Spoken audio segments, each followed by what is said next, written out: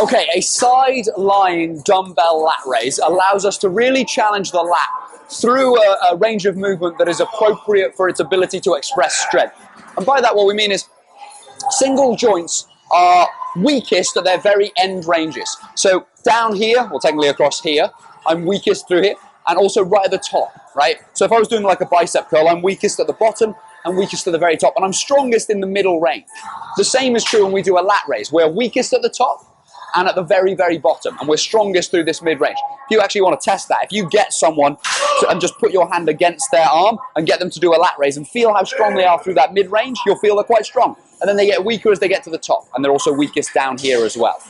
We're trying to then find an exercise that mimics that. The problem with a normal dumbbell lat raise is it just gets harder and harder and harder and harder and harder. So it's hardest up here, which is actually when we're starting to get a little bit weaker. So we would like an exercise that drops off in challenge right at the very top. We can create that by lying sideways. So all I'm going to do with this one is set a bench up to a reasonable angle, and then as I go through here, what you're going to notice, if you imagine a line going through this dumbbell, this is going to get further away from this point.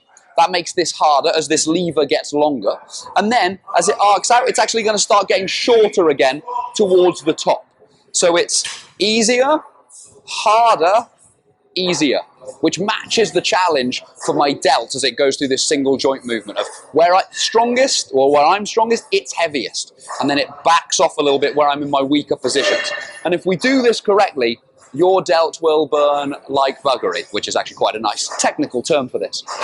So all we're looking at doing, as with all lat raises as we go through that, is keeping the pit of the elbow facing forwards. So we're lifting on that sort of lateral line, the middle head of the delt as it comes up and down. What we don't want to see is this spin upwards, or this is very rare, but really too far inwards. We're trying to keep the same line of the arm so that the middle delt is resisting the pull of that dumbbell straight up and down. If you do that, the thing you're mainly looking for with the setup on here is if I set this up too high, it won't drop off as my arm shortens at the top.